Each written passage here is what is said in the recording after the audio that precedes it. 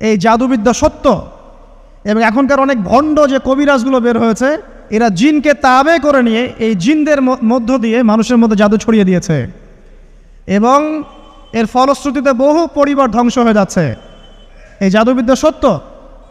আরও একটা জিনিস সত্য, নবী সাল্লাল্লাহু আলাইহি ওয়াসাল্লাম বলেছেন ইন্না আইনাল হক, চোখের নজর সত্য। নবী করিম সাল্লাল্লাহু আলাইহি ওয়াসাল্লাম বলেছেন চোখের বদনজর সত্য। এই যে আমরা বলি ফেসবুকে এত বেশি ছবি দিয়েন না ভাই, ছবি তুলেন না, ছবি তুলেন না, বারবার যে বলি নিষেধ করি, কারণ কি জানেন? একটাই কারণ, বিকজ চোখ লাগাটা সত্য। মানুষের চোখ লাগে, এই কথা শুনলে অনেক মজুমদাররা হাসবে না? কথা বুঝতে পারেন নাই? কিন্তু এটা সত্য, কারণ নবী করিম সাল্লাল্লাহু আলাইহি ওয়াসাল্লাম যা বলেছেন সাদাকাল্লাহু ওয়া সাদাকা রাসূলুহুল কারীম, নবী যা বলেছেন, আল্লাহ যা বলেছেন চিরায়ত সত্য, এর বাইরে কোনো সত্য আছে? আচ্ছা দেখেন, আমি বললাম যে জাদুবিদ্যা সত্য। এই জাদুবিদ্যার চর্চা মানুষ করে, এখনও করে, এবং এই জাদু দিয়ে মানুষের ক্ষতি করার জন্য জিনের প্রয়োজন হয়, দুষ্ট জিন। এই জিনগুলোকে মানুষ তাবে করে মানুষের ক্ষতি করার চেষ্টা করে। দেখবেন এখন গ্রামে গঞ্জে শহরে সব জায়গায় ছড়িয়ে পড়েছে না? দেখবেন, খুব সতর্ক থাকবেন। আমি পরে সলিউশন বলছি আপনাদেরকে। আরেকটা বলেছি, নবী সাল্লাল্লাহু আলাইহি ওয়াসাল্লাম বলেছেন চোখের বদনজর এমন সত্য যে একটা উটকে এই রান্নার ডেকচির মধ্যে ঢুকাই ফেলতে পারে। মানে একটা উট খুব সুন্দর ভালো, আপনি দেখছেন মাশাআল্লাহ বলেন নাই, নজর লেগেছে, উটটা মারা গেছে দেন, তারপর তাকে জবাই করে খেয়ে ফেলতে হয়েছে। একজন সাহাবী গোসল করছিলেন, গোসল, এটা হাদিস সহিহ, এই যে আলেম ওলামা যারা আছেন তারা জানেন যে এই হাদিস সহিহ। একজন সাহাবী গোসল করছেন, তার গায়ের চামড়াটা খুব সুন্দর ছিল, একদম স্কিনটা অনেক সুন্দর থাকে না এমন কিছু মানুষ? আচ্ছা, এখন আরেকজন সাহাবী এই গোসল দেখছেন দূর থেকে, দেখে বলছেন যে কি চমৎকার তার শরীরের রংটা, যেন কুমারী নারীর মতো, অনেকটা এমন একটা কথা তিনি বলেছিলেন। সাথে সাথে এই সাহাবী অজ্ঞান হয়ে পড়ে গেছে। কোন সাহাবী? যিনি গোসল করছিলেন।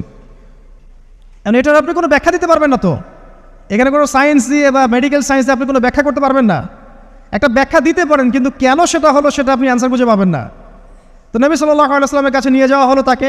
তিনি বললেন যে এই ব্যক্তির ব্যাপারে কি কেউ ভালো মন্দ কিছু বলেছিল? তখন একজন সাহাবী বললেন হ্যাঁ, অমুকে বলেছে এর স্কিনটা অনেক সুন্দর, তো ওকে ডেকে নিয়ে আসুন। ওকে ডেকে আনা হলো। ডেকে আনার পর নবীজি তাকে অনেক শাসালেন, তোমরা তোমাদের ভাইদেরকে কি মেরে ফেলতে চাও?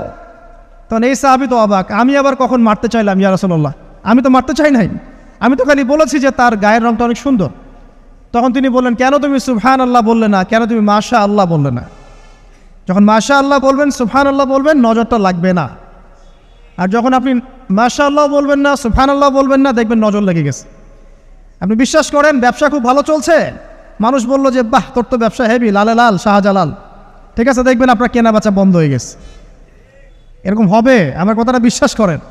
এটা কিন্তু সায়েন্স প্রমাণ করতে পারবেন না, আল্লাহ এবং তার রাসূল বলেছেন, তার উপরে কোনো সত্য নেই। আছে সূরা কাহফ 29 নম্বর আয়াত পড়ে দেখেন, আল্লাহ পাক বলছেন ওয়াকুলিল হাক্কু মির রাব্বিকুম, সত্য সেটাই যা তোমার রবের পক্ষ থেকে আসে।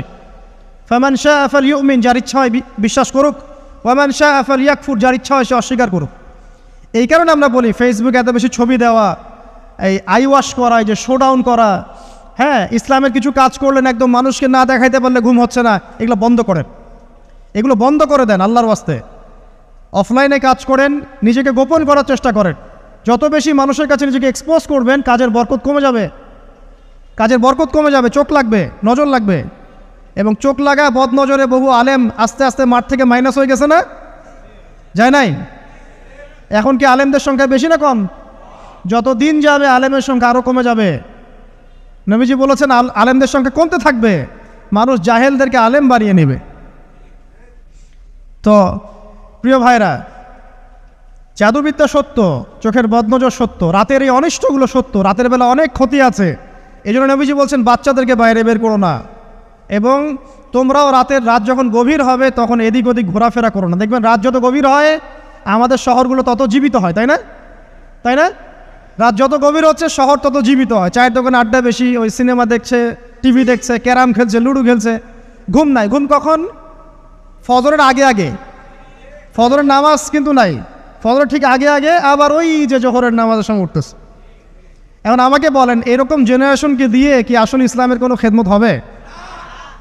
আচ্ছা, নবীজি রাতের বেলা আর্লি ঘুমাতেন, আল্লাহ পাক আমাদের সবাইকে তাড়াতাড়ি ঘুমানোর তৌফিক দান করুন। হ্যাঁ, আপনি ইলম চর্চা করলে রাত জেগে থাকতে পারেন, আপনি যদি জ্ঞান চর্চা করেন রাত জাগতে পারেন, আপনি কোনো গবেষণা করছেন, নামাজ পড়ছেন বা কোরআন হিফজ করছেন, আপনি রাতের আর্লি উঠবেন, এটা আলাদা বিষয়। কিন্তু কমনভাবে আমাদের এই যে ফেসবুক, ইউটিউবিং ইত্যাদিতে আমরা লিপ্ত থাকি, সারা রাতটা কাটাই আড্ডাবাজি করে, এগুলো বন্ধ করতে হবে। এগুলো বন্ধ না করলে ফিজিক্যালি আমরা মানে সুস্বাস্থ্যের অধিকারী হতে পারবো না, সারা দিনটা আমাদের একটা কি বলবো অলসতার ভাবে যাবে এবং দিনের বেলা কাজগুলো ব্যাহত হবে। এতে করে আমাদের উম্মার এই পুরো বড় যে তরুণ প্রজন্ম আছে এদেরকে আপনি সম্পদে পরিণত করতে পারবেন না। তাই এই সিস্টেমটা চেঞ্জ করা দরকার। নবীজি রাতের বেলা এই সূরা বাকারার শেষে 3টা আয়াত তেলাওয়াত করতেন, আমরা করবো ইনশাআল্লাহ। ইনশাআল্লাহ। আরেকটা আমল বলে দেই, নবী করিম সাল্লাল্লাহু আলাইহি ওয়াসাল্লাম রাতের বেলা সূরা মুলক তেলাওয়াত করতেন। কোন সূরা এটা? কোন সূরা? তাবারাকাল্লাযী বিয়াদিহিল মুলক। কয়টা আয়াত আছে? 30টা আয়াত আছে। নবীজি বলেছেন সাল্লাল্লাহু আলাইহি ওয়াসাল্লাম যে এই সূরা আপনাকে কবরের আযাব থেকে বাঁচাবে ইনশাআল্লাহ। কবরের আযাব থেকে তো ভাই বাঁচা খুব সহজ নাকি? আমাদের মধ্যে এমন কেউ নাই, শোনেন, আমাদের মধ্যে এমন কেউ নাই আলেম জালেম মুফতি মুহাদ্দিস রাজনৈতিক নেতা পলিটিশিয়ান বিরোধী দল জাতি তারপরে যে সরকার দল যে আছে না কেন কবরের শাস্তি ফেস করবে না এমন একটা মানুষও নাই, কেউ নাই পৃথিবীতে।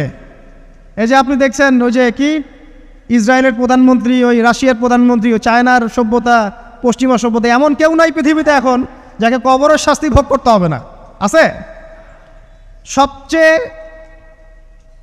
লঘু শাস্তি মানে লঘু চাপ, এটা বলতে গেলে আসলে আমি ভাষা হারায় ফেলি, তারপরে বলছি আল্লাহ পাক আমাদের সবাইকে হেফাজত করুন, আমিন। একজন সাহাবীর নাম সাদ বিন মুয়াজ। কি নাম? নবী করিম সাল্লাল্লাহু আলাইহি ওয়াসাল্লামের সাথে একদম ডান হাত হয়ে যুদ্ধ করেছেন দীর্ঘদিন। বদর তিনি বীর সেনা, উহুদের বীর সেনা, ঠিক আছে, খন্দকের যুদ্ধেও বীর বিক্রমে যুদ্ধ করেছেন। তিনি আনসার সাহাবী, একদম মদিনার নেতা সাহাবী। সব সাহাবী কিন্তু একরকম নন, কেউ ছিলেন নেতৃস্থানীয় সাহাবী, তিনি ছিলেন একজন নেতৃস্থানীয় সাহাবী, ঠিক আছে, সাদ বিন মুয়াজ। নবী করিম সাল্লাল্লাহু আলাইহি ওয়াসাল্লাম এত ভালোবাসতেন তাকে, এত ভালোবাসতেন যে তাকে নিজের মনে করতেন যে সাদ বিন মুয়াজ আনসাররা আমার নিজের। 4টাখানি কথা। এই সাহাবীর খন্দকের যুদ্ধে এই যে হাতের এই দিকে সম্ভবত হাতের এই রগের মধ্যে একটা তীর এসে লাগে এখানে, এবং তীরটা তিনি বের করতে গিয়ে রক্তটা ছিঁড়ে যায়। এরপর ফিনকি দিয়ে রক্ত বের হওয়া শুরু হয়। চিকিৎসা করে করে রক্ত বন্ধ করা যায় নাই, এবং এই রক্তের প্রবাহিত রক্তেই আল্লাহর ইচ্ছায় তিনি শাহাদাত বরণ করেন, তিনি ইন্তেকাল করেন। নবী করিম সাল্লাল্লাহু আলাইহি ওয়াসাল্লাম প্রচণ্ড ব্যথিত হন, মানে মনটা তার খুব নরম হয়ে যায় সাদ বিন মুয়াজ রাদিয়াল্লাহু আনহুর জন্য। তো এই সাহাবীর যখন জানাজার নামাজ পড়ানো হচ্ছে, নবীজি বলছেন 70,000 ফেরেশতা তার নামাজে অংশ নিয়েছে। আর এই সাহাবীকে যখন কবরে শোয়ানো হয়েছে, নবী করিম সাল্লাল্লাহু আলাইহি ওয়াসাল্লাম পরে জানিয়েছেন কবরের যে মৃদু চাপ, সাদ বিন মুয়াজ রাদিয়াল্লাহু আনহুর কবরেও সেই মৃদু চাপ দেওয়া হয়েছে। আমি কি বুঝাতে পারলাম ভাই? আমাদের কোনো দাম আছে এখনকার পলিটিশিয়ানদের কোনো দাম আছে? এখনকার সমাজ নেতার কোনো দাম আছে? এখনকার সুদখোরদের কোনো দাম আছে? এই ঘুষখোর দুর্নীতিবাজদের কোনো দাম আছে? আমরা যারা কাঠমোল্লা হয়ে আছি আমাদের কোনো দাম আছে? সাদ বিন মুয়াজ রাদিয়াল্লাহু আনহু যদি কবরের শাস্তি তাকে না ছাড়ে, প্রশ্ন উত্তর পর্ব তাকে না ছাড়ে, আমরা পার পাবো? নবী করিম সাল্লাল্লাহু আলাইহি ওয়াসাল্লাম বলছেন সূরা মুলক তেলাওয়াত করো রাতের বেলা, ইনশাআল্লাহ সূরা মুলকের তেলাওয়াত কবরের আযাব থেকে তোমাকে বাঁচান। আর আমাদের তো ভাই কবরে সবাই সাথে যাবে না, গার্লফ্রেন্ড যাবে না, বাপ মা ভাই বোন সবাই যাবে না। একজন ব্যক্তি সুদ খাচ্ছে, জিজ্ঞাসা করে দেখেন কেন খায়, বলবে তার সন্তানের জন্য খায়, তার বউয়ের জন্য খায়, তার মা বাবাকে দেখতে হবে তাই খায়, তাই না? একজন ব্যক্তি ঘুষ খায়, বলবে আমার পরিবারের জন্য খাই। একজন দুর্নীতি করছে, পুকুর চুরি করছে, বলবে দুর্নীতি করছে আমার পরিবারের জন্য খাই, পরিবার ভালো থাকবে। সবার একই এক্সকিউজ যে পরিবার যেন ভালো থাকে, আমার সন্তানরা যেন ভালো থাকে, আগামী প্রজন্মের জন্য কিছু রেখে যেতে পারি, তাই না? এরকম একটা মানুষও কি আপনার সাথে কবরে যাবে? আরে এই বোকা মানুষ কেন বোঝে না যে আপনার কবরে আপনাকেই যেতে হবে? তাহলে আপনি কি কারণে অন্যের কারণে নিজের পরকাল নষ্ট করছেন? অন্যের সুখের জন্য আপনি আপনার পরকাল নষ্ট করছেন। সুদ খাচ্ছেন, দিব্যি মায়ের সাথে জেনা করছেন। আপনাদের এলাকায় নাকি সুদের সমস্যা অনেক বেশি।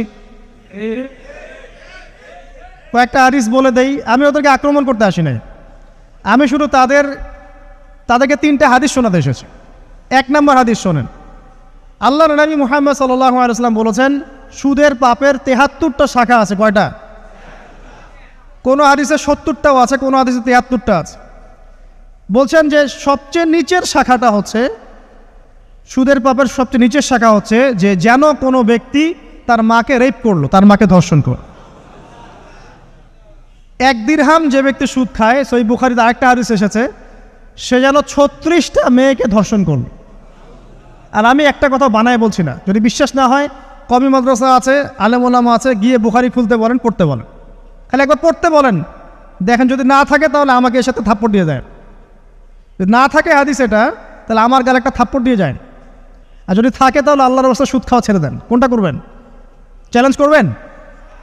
নবীজি বলেছেন, 1টা দিরহাম যে ব্যক্তি সুদ খায়, দিরহাম মানে কি? রৌপ্য মুদ্রা। এটা এখন দেখতে পারবেন না, জাদুঘরে আছে।